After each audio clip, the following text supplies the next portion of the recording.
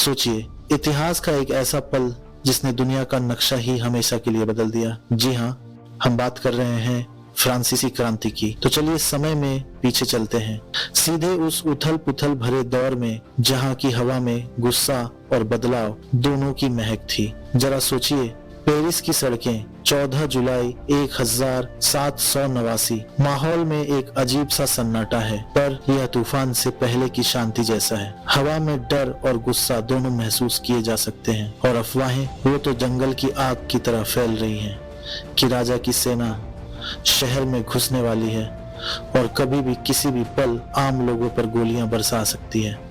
और इसी डर और गुस्से के माहौल में हजारों आम लोग मिलकर बास्तील नाम की एक जेल पर धावा बोल देते हैं। अब यह कोई मामूली जेल नहीं थी, यह तो राजा की तानाशाही का, उसकी क्रूरता का सबसे बड़ा सिंबल थी। तो सवाल यह उठता है कि आखिर हुआ क्या था। बेसिकली बात 54, क्यों आम लोग जिनके पास शायद खोने को कुछ भी नहीं था, इतने बड़े और ताकतवर निशान को मिटाने पर तुल गए थे। चलिए इसी गुत्थी को सुलझाते हैं। देखिए, बास्तील पर जो हमला हुआ ना, वह तो बस एक चिंगारी थी। असली आग वह तो फ्रांसीसी समाज के अंदर मतलब सालों से सुलग रही थी। एक ऐसा समाज जो जन्म के आधार पर ही असमानता की गहरी खाइयों में बंटा हुआ था। तो उस वक्त का फ्रांस का समाज कैसा था? समझिए, यह 3 हिस्सों में बंटा था जिन्हें एस्टेट कहते थे। पहले एस्टेट में थे पादरी, दूसरे में ऊंचे घराने के लोग मतलब नोबिलिटी, और फिर जाल में फंसना और उसका निवाला बनना ही लिखा था। तो कुल मिलाकर समझिए, क्रांति के लिए परफेक्ट रेसिपी तैयार हो रही थी। एक तरफ राजा का खजाना है, लंबे समय तक आंखें चुराई, दूसरी तरफ आम आदमी को 2 बार की रोटी भी नसीब नहीं हुई थी। और इस सुलगते माहौल में आजादी और बराबरी से नए नए विचार वह आग में घी डालने का काम कर रहे थे। ऊपर से तीसरे स्टेट में जो पढ़ा लिखा मेंढकलप था, वह भी अब चुप बैठने वालों में से नहीं था। तो सवाल यह है कि यह जो तनाव धीरे धीरे सुलग रहा था, वह आखिर एक ज्वालामुखी की तरह फटा कैसे? चलिए अब देखते हैं कि आगे क्या हुआ और कैसे। सिर्फ कुछ ही सालों के अंदर फ्रांस की पूरी कहानी में एक बहुत ही तेज और खूनी मोड़ लिया। दूसरी बार इसने दुनिया को राजनीति की एक नई डिक्शनरी दी, जिसमें लिबर्टी, डेमोक्रेसी और नेशन जैसे शब्द, और तीसरा इसने दुनिया भर में आजादी के लिए लड़ रहे लोगों के दिलों में उम्मीद की एक ऐसी मशाल जलाई जो आज भी जल रही है।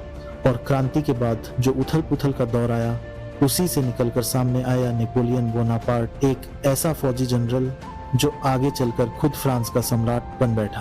पर मजे की बात यह है कि उसने क्रांति के कई आइडियाज को, जैसे कानून के सामने समान या निजी संपत्ति का अधिकार, इन सब को अपनी तलवार के जोर पर पूरे यूरोप में फैला दिया।